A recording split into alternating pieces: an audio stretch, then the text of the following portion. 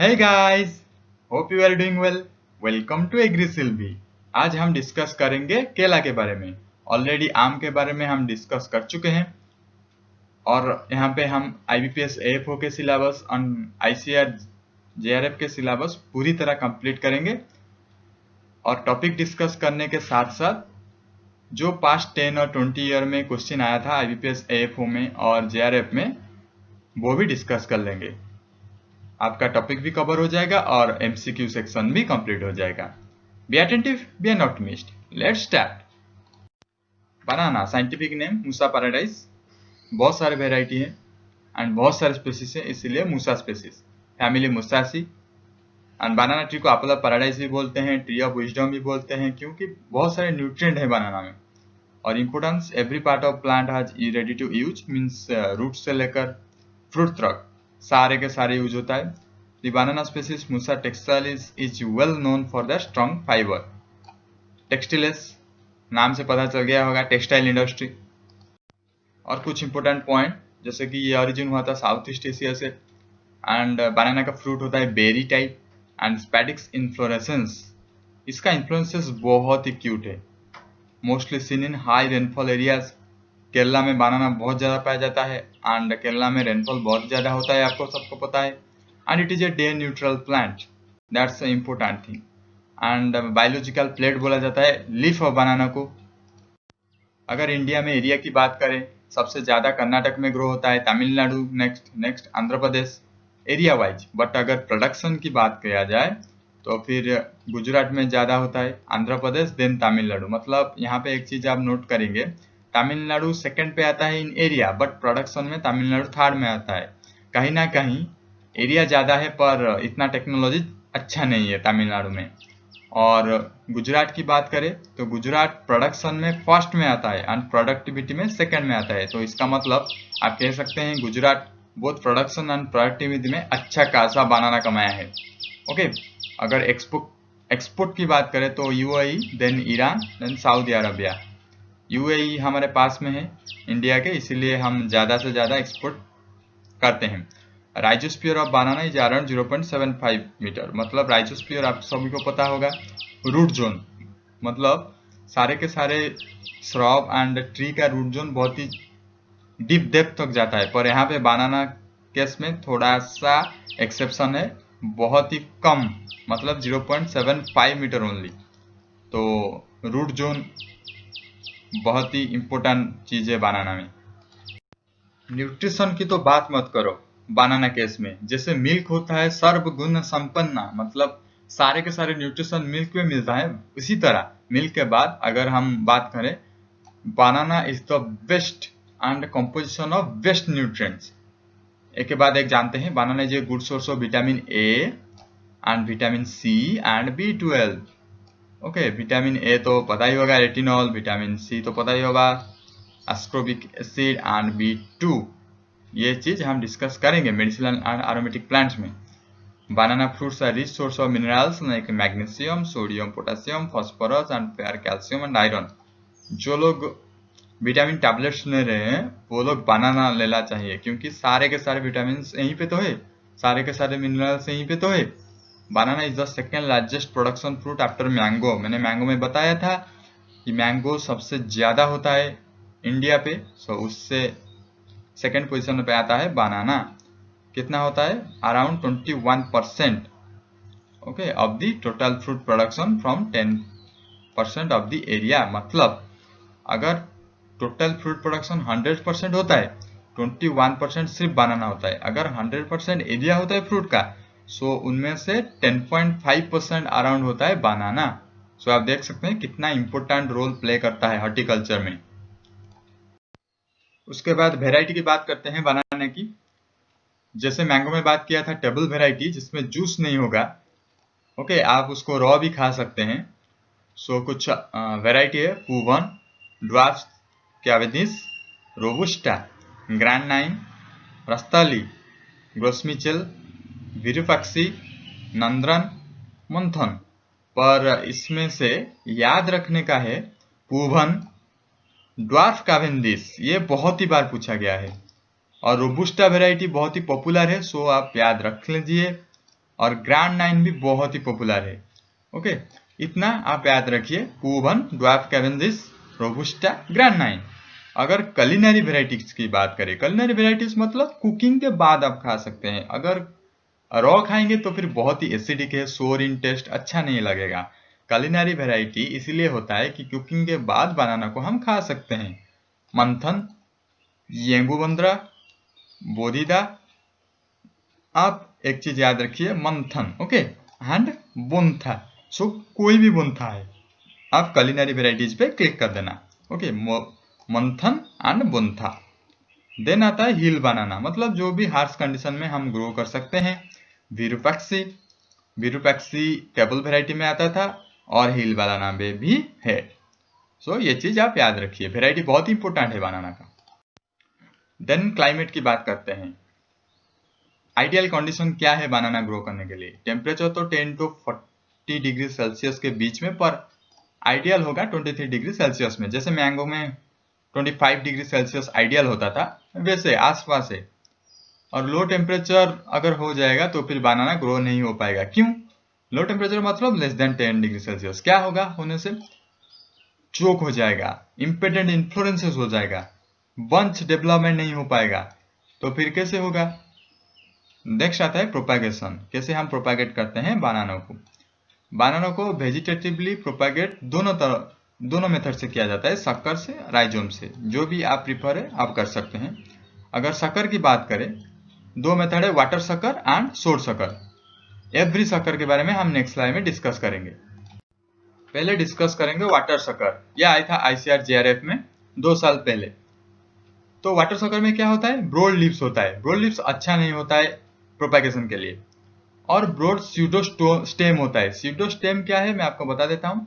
बनाना में आप देखेंगे लीफ सीट बहुत सारे मिलकर एक स्टेम जैसा स्ट्रक्चर फॉर्म करेंगे। एक्चुअली वो तो स्टेम नहीं है, वो सीडो स्टेम है। मतलब लीफ सीट मिलकर फॉर्म कर रहे हैं और वो बहुत ही फ्लेसी होता है, सॉफ्ट होता है। स्टेम, ट्री का स्टेम अगर आप देखें बहुत ही हार्ड होता है, बहुत ही स्ट्रांग होता है, पर यहाँ पे ऐसा नहीं है। सो इसीलिए इसको नाम दिया गया है pseudostem. Just looking the appearance, okay, and they don't produce a healthy banana clump, hence not suitable for planting. So इसीलिए वाटर शक्कर को हम प्लांटिंग के लिए यूज नहीं करते हैं, क्योंकि ये इतना विगरियस नहीं होता है। अगर शोर शक्कर की बात करें तो इसका स्ट्रॉन्ग लार्ज बेस है। और इसको कैसे पहचाने? स्पेशली शोर लाइक लीव्स। अगर आप देखेंगे शोर लाइक लीव्स है तो फिर ये शोर शक्कर है। एंड ये बहुत ही विगरियस होता है, ग्रो फास्टर। सो शोर शक्कर को प्लांटिंग के लिए प्रिफर करते हैं। कौन सा शक्कर हमें लेना चाहिए? क्या क्राइटेरिया होगा एक शक्कर का? ओके, पहले तो शोर शक्कर लेना चाहिए, वाटर शक्कर नहीं। और उन शोर शक्कर में से कुछ ऐसा लेना जिसका डायमीटर 4 to 5 सेंटीमीटर में वैरी करता है और वेट 2 to 3 kg होता है, उसको ही लेना, क्योंकि इसका विगरियस बहुत ही ज्यादा होता है। अगर राइजोम्स की बात करें तो राइजोम्स होता है सीडोस्टोम को रिमूव करने के बाद एक शक्कर लेंगे, उससे सीडोस्टोम को रिमूव कर देंगे, तो फिर उसको हम बोलेंगे राइजोम। डिस्कस करते हैं। पहले एक शक्कर लेंगे, उसको हम ग्रो करेंगे 1 to 2 फीट तक। उसके बाद सीडोस्टोम को रिमूव कर देंगे, कंप्लीटली रिमूव कर देंगे। उसके बाद कौन सा राइजोम अच्छा है हमारे ग्रो करने के लिए, जिसका वेट 450 to 900 ग्राम तक वैरी करेगा। देखिए शक्कर 2 to 3 kg in weight, but rhizome 450 to 900 gram only, क्योंकि सीडोस्टोम रिमूव हो गया तो फिर वेट तो लूज करेगा ही। एंड आप राइजोम को स्टोर भी कर सकते हैं 2 मंथ के लिए इन a dry place under shade. उसके बाद आप प्रोपागेट कर सकते हैं बनाना। देन आता है लैंड प्रिपरेशन। ये बहुत ही कॉमन है, सब हॉर्टिकल्चर क्रॉप में एक ही लैंड प्रिपरेशन है। आपको सिर्फ गड्ढे का साइज याद रखना है, 45 सेंटीमीटर क्यूब। इस गड्ढे में आपको प्लांटिंग करना है। वही लैंड प्रिपरेशन में first primary tillage, then secondary tillage. Secondary tillage में हैरो यूज होता है, प्राइमरी टिलेज में प्लाव यूज होता है। बहुत ही कॉमन चीज। और एक चीज, जब आप गड्ढे को फिल करेंगे तभी कुछ लिंडेन डाल देना, क्योंकि वीवेल बहुत ही ज्यादा होता है बनाना पे और वो डैमेज कर देता है वो हमारा शक्कर हो गया, राइजोम हो गया, इसीलिए थोड़ा लिंडन डस्ट डाल देना। स्पेसिंग ये बहुत ही इंपॉर्टेंट है, IBPS CFO में आया था, हिल बनाना का स्पेसिंग आया था, ऑप्शन में था 4.8 इंटू 4.8। तो फिर आपको तो सारे के सारे याद रखना पड़ेगा, पर इम्पोर्टेंट है ड्वार्फ कैवेंडिश, मतलब 1.8 इंटू 1.8, देख सकते हैं कितना पास पास है। और रोबुस्टा को भी याद रखिए, वो भी सेम है, robusta, dwarf Cavendish and hill बनाना। देखिए जस्ट देखिए हिल बनाना कितना गैप में है और ड्वार्फ रोबुस्टा मतलब कितना लेस गैप में है, और उसके बीच नंद्रन एंड पूवन मंत्रा एंड रेस्ट ऑफ ऑल। आप सिर्फ याद रखिए dwarf Cavendish and robusta and hill banana. आप देख सकते हैं अब अगर इतना क्लोज स्पेसिंग रहेगा तो फिर 3000 प्लांट्स पर हेक्टर, अगर इतना ज्यादा स्पेसिंग रहेगा तो फिर 400 से लेकर 700 तक वैरी करेगा। ओके, नेक्स्ट आता है कल्चरल ऑपरेशन इन बनाना। ये आया था IBPS AFO में। पहले तो एक चीज मैं क्लियर कर देता हूं, आप अगर आज प्लांटिंग करेंगे 6 महीने के बाद बनाना का फ्लावरिंग आएगा। वेराइटी से वेराइटी वैरी करता है, पर स्टिल एक स्टैंडर्ड होता है 6 महीने। 6 महीने के बाद फ्लावर होता है। ओके, तो फिर जानते हैं डी सकरिंग, नाम से ही पता चल जाता है शक्कर को रिमूव करना है। क्या होता है ना, हम जब मदर प्लांट को ग्रो करते हैं तो फिर बहुत सारे शक्कर आते हैं, और हम सब शक्कर को अगर ग्रो करने लगे तो फिर मदर प्लांट अपना विगर खो देता है, मतलब सारे के सारे न्यूट्रिएंट शक्कर में चला जाएगा, मदर प्लांट को न्यूट्रिएंट शॉर्टेज होगा, तो फिर फ्रूट कैसे आएगा। इसीलिए हम क्या करते हैं, 2 हेल्दी शक्कर को सिलेक्ट करते हैं और रिमेनिंग को काट देते हैं, उसे हम बोलते हैं डी सकरिंग। अच्छे से जान लेते हैं। If all the suckers are allowed to grow, the mother plant loses its vigor. Therefore, the sucker should not be allowed to grow near the parent plant till the mother plant commences flowering. Okay, flowering होने से पहले आपको ये सब काम करना है, क्योंकि फ्लावरिंग में बहुत ही ज्यादा न्यूट्रिएंट चाहिए प्लांट को। अगर शक्कर ही सब न्यूट्रिएंट ले जाएगा तो फिर मदर प्लांट को क्या मिलेगा, घंटा। तो फिर आते हैं एट फ्लावरिंग, मतलब मैंने जब आपको बताया 6 महीने के बाद फ्लावरिंग होगा, उससे पहले ही ये सब काम कर लेना चाहिए। ए vigorous growing sucker should be allowed to grow and one more sucker is encouraged to shoot out from the soil. पहले तो एक को सिलेक्ट करना है, उसके बाद दूसरे को भी सिलेक्ट करना है। The parent plant matures its fruit, thus the parent plant has completed its life. मतलब जब पेरेंट प्लांट का मतलब मदर प्लांट का लाइफ पूरी तरह कंप्लीट होगा तो फिर आपको 2 शक्कर देखने को मिलेगा।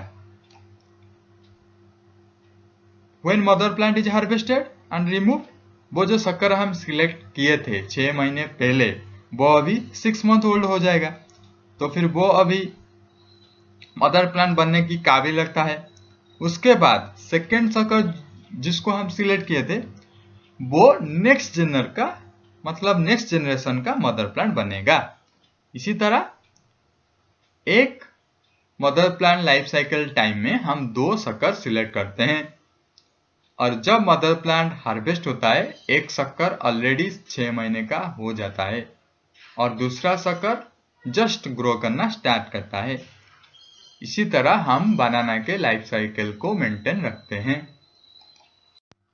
थ्रैशिंग तो बहुत ही कॉमन है एग्रीकल्चरल क्रॉप में। थ्रैशिंग होता है जो कि हम अनडिजायरेबल मटेरियल को रिमूव कर देते हैं, मतलब कोई सूखा पत्ते हो गए, डिजीज लीफ हो गए, और कुछ भी मतलब जिसको हमें लगे ये कोई काम का नहीं है, वही थ्रैशिंग होता है। देन आता है mattocking. Mattocking just opposite of desuckering आप बोल सकते हैं, ये IBPS AFO में आ चुका है एक बार, तो फिर बहुत ही इंपॉर्टेंट हो जाता है। जैसे हम मैंगो में पढ़े थे डी ब्लॉसमिंग के ऑपोजिट होता है रिंगिंग, उसी तरह मैटोकिंग होता है डी सकरिंग का ऑपोजिट। ओके, डी सकरिंग में हम शक्कर को रिमूव करते हैं, न्यूट्रिएंट जाता है मदर प्लांट को। यहाँ पे मदर प्लांट को रिमूव कर देते हैं, न्यूट्रिएंट जाता है ग्रोइंग सकर को। एक बार बंच हार्वेस्ट हो जाएगा तो फिर मदर प्लांट का क्या काम, उसे रिमूव कर देते हैं। तो फिर क्या होगा, जो मदर प्लांट को जाता था न्यूट्रिशन वो मोबिलाइज हो जाएगा रैक्टून प्लांट की तरफ, एंड वो pseudostem should be cut leaving a stump of about 0.6 meter height, only 0.6 meter height रख के, और बाकी प्लांट रिमूव कर देना है। सीडोस्टेम क्या है मैं बता चुका हूं ऑलरेडी। नेक्स्ट आता है वैपिंग। वैपिंग भी IBPS CFO में आ चुका है। सो क्या होता है, it is the covering of bunches with polythene और gunny cloth that protects the fruit from intense heat, wind and improves the colour of the fruits. मतलब हम बंचेस को गनी क्लॉथ से कवर कर देंगे क्योंकि टेम्परेचर मेंटेन होगा। अगर कहीं पे बहुत ही हॉट एयर है, वहीं पे कोल्ड एयर है, तो फिर उसे बचना चाहिए ना। इसलिए जनरली रेनफॉल एरिया में ये पाया जाता है, वहां पे बहुत ही हॉट होता है, समर सीजन में बहुत ही हॉट होता है, इसीलिए हम गनी क्लॉथ से बंचेस को प्रोटेक्ट करते हैं। ओके, उसके बाद टिपिंग, ये ICR में भी आ चुका है। टिपिंग क्या होता है, टिपिंग होता है removal of unnecessary male flower, मतलब इनफर्टाइल मेल फ्लावर। क्यों होता है मैं आपको पूरी तरह समझा देता हूं। Removal of heart of male bud क्या होता है, फर्टाइल होने के बाद the large heart shaped flower bud contains infertile male flower in reddish scale leaves. मतलब यहाँ पे हम इनफर्टाइल मेल फ्लावर को रिमूव करते हैं। कब, फर्टाइल फ्लावर डेवलप करने के बाद, after the fertile flowers have developed and form into a bunch. Okay, fertile flower हो गया, बंच फॉर्म हो गया, तो फिर इनफर्टाइल फ्लावर का क्या काम, वो अननेसेसरी हमारे न्यूट्रिएंट को खाता है, इसीलिए हम इनफर्टाइल मेल फ्लावर को रिमूव कर देते हैं। टिपिंग उसको बोलते हैं। It is a practice recommended for improving the appearance of bunch. अगर हम इनफर्टाइल मेल फ्लावर को रिमूव कर देंगे, सारे न्यूट्रिएंट चला जाएगा हमारा बंच की तरफ और वो बहुत ही अच्छा ग्रो करेगा, बहुत ही अच्छा दिखेगा। एंड फिंगर ट्रिप डिजीज होगा तो फिर हम टिपिंग करते हैं। नेक्स्ट, जो भी फ्लोरल रिमेनेंट्स रह गया उसे भी निकाल लेना चाहिए, क्योंकि फ्लोरल रिमेनेंट होस्ट होता है फंगल इन्फेक्शन का, फंगस वहीं पे ग्रो करते हैं, इसीलिए इसको निकालना बहुत ही जरूरत है, so that disease will not spread. Then propping, propping आप जस्ट याद रखिए सपोर्टिंग। ओके, अगर हाई विंड स्पीड है उस एरिया में, अगर फ्रूट का वजन बहुत ज्यादा है, तो फिर प्रोपिंग करना बहुत ही जरूरी है, नहीं तो वो पेड़ ही गिर जाएगा। उसके बाद earthing off, earthing off you just remember waterlogging condition. If waterlogging condition is there, earthing off you should do. And generally earthing off is much more important in case of groundnut. You know that pegging occurs in groundnut, so earthing off is necessary in groundnut. वैसे तो बनाना का हर एक part use होता है, मतलब root, stem, flower, fruit, everything is used, but economical part क्या है, economical part है उसका फ्रूट, मतलब हमें बनाना का फ्रूट चाहिए। फ्रूट को कुछ, मतलब फ्रूट अगर बड़ा होगा, फ्रूट अगर हेल्दी होगा, तो फिर हमें अच्छा पैसा मिलेगा, इसीलिए हम करते हैं न्यूट्रिएंट स्प्रे। न्यूट्रिएंट स्प्रे कब करना है, after the emergence of inflorescences. Okay, inflorescences stalk जब निकलेगा उसके बाद आप न्यूट्रिएंट स्प्रे कर सकते हैं। क्या स्प्रे करेंगे, a mixture containing 2% urea and potassium dihydrogen phosphate। Okay, मतलब यूरिया लेना है और पोटेशियम डाइहाइड्रोजन फॉस्फेट लेना है, उसको मिक्स करके स्प्रे करना है। ये क्या करेगा, ये बंच का साइज इंक्रीज करेगा, फ्रूट कंटेंट ज्यादा करेगा। ये कुछ इंपॉर्टेंट चीज है बनाना से रिलेटेड, ऑलरेडी ICR में बहुत ही बार ये सारे चीज आ चुके हैं, तो फिर आपको याद रखना चाहिए। पहले बनाना फ्रूट जो डेवलप होता है वो पार्थेनोकार्पियल होता है, मतलब आप जानते हैं अपोमिक्सिस, पार्थेनोकार्पिक फूड, ये सब हम बेसिक हॉर्टिकल्चर में डिस्कस कर चुके हैं। Banana comes to flowering in about 9 months after planting. ये मैं बात बता चुका हूँ कि प्लांटिंग के बाद कितने महीने बाद फ्लावरिंग आता है जनरली, पर वेराइटी से वेराइटी ये वैरी करता है। ओके, ड्वार्फ बनाना अगर हम लेने तो फिर हार्वेस्ट कितने दिन में होगा? 11 to 14 month आफ्टर प्लांटिंग। मगर प्लांटिंग कर दिए 10 month के आसपास फ्लावरिंग आ जाएगा, उससे 2 month और 4 month से आसपास फ्रूट भी डेवलप हो जाएगा, तो उसी वक्त हमें हार्वेस्ट कर लेना चाहिए। अगर ड्वार्फ बनना होगा तो फिर प्लांटिंग करने के 11 to 14 मंथ के बाद हम हार्वेस्ट कर सकते हैं। मगर टॉल कल्टीवर वेराइटी कुछ होगा तो फिर थोड़ा सा डिले होगा, मतलब 2-3 महीने 14 to 16 मंथ टाइम लगेगा हार्वेस्ट करने के लिए। तो फिर इससे आपको क्या पता चल जाता है? अगर 10 मंथ में फ्लावरिंग हो जाता है और उसके बाद 3 और 4 महीने में फ्रूटिंग हो जाता है, with the fruits become ready in 3 to 4 months after flowering।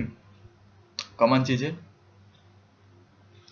Dwarf Chavandis variety takes about 11 months, Robusta takes about 12 months and Fovana takes about 13 months। You just remember Dwarf Chavandis 11 month and Robusta 12 month, ये important है। Robusta आया था, so इसीलिए हम बोलते हैं 11 to 14 months। Okay।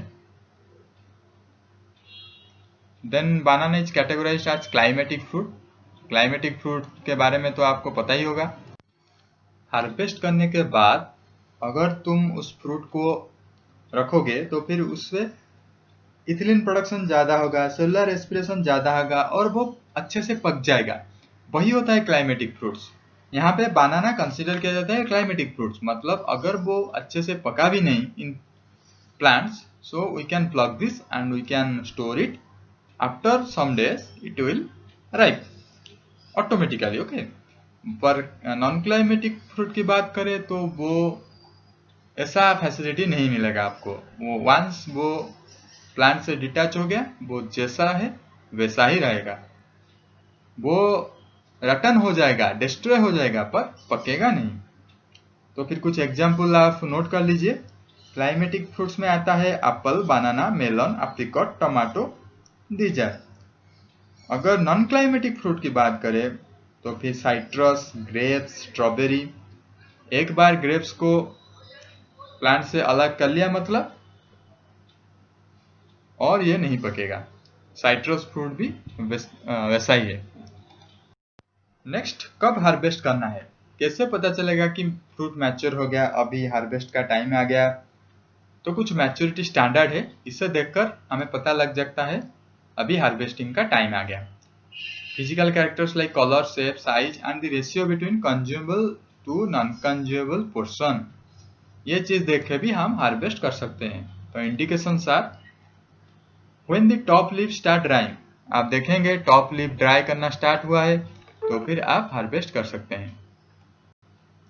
अगर change in colour the fruit from deep green to light green, okay, tendency of floral ends of the fruits to shed with slightest touch of the hand, आप touch करके भी पता लग सकते हैं ये पक गया।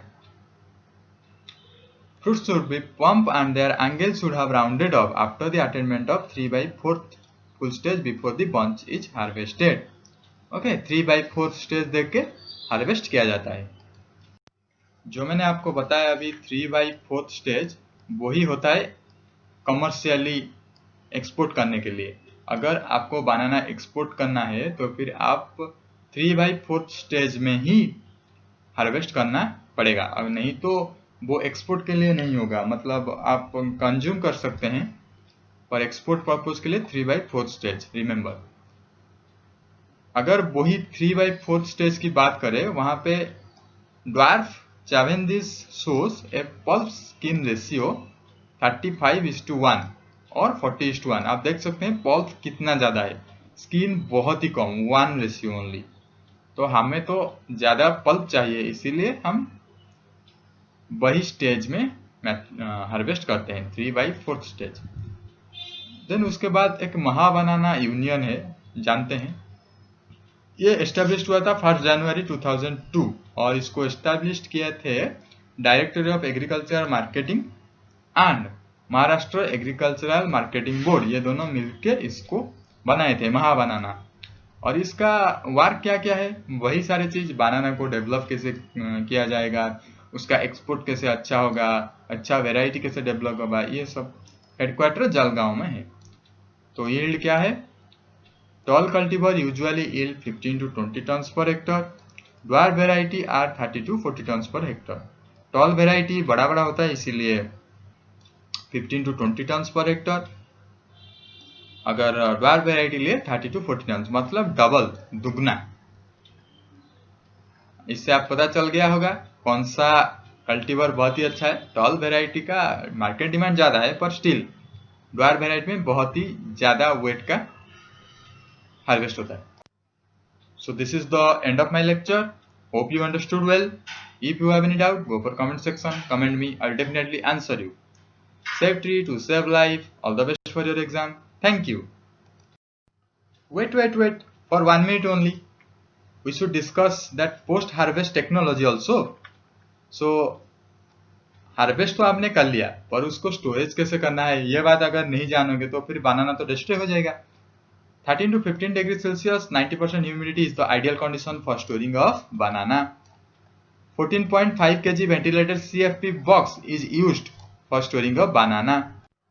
CFP box क्या होता है सबको पता ही होगा, कोरुगेटेड बॉक्स डिजाइन में आता है। CFP बॉक्स क्या होता है एक्चुअली, कोरुगेटेड बॉक्स, इनमें से एयर का एक कलम रहता है जो कि कसन की तरह एक्ट करता है अगर कोई भी चीज रहे। वो इंजीनियर स्पेशल ने इसको डिजाइन किया था। ओके, तो फिर यहाँ पे रखते हैं। 14.5 kg इस बॉक्स का वेट है, ये याद रखिए। And it can be stored for 6 weeks in control condition. अगर इथिलीन प्रोडक्शन ज्यादा नहीं होगा तो आप 6 week तक आप स्टोर कर सकते हैं। सो यहाँ पे ओवर, थैंक यू।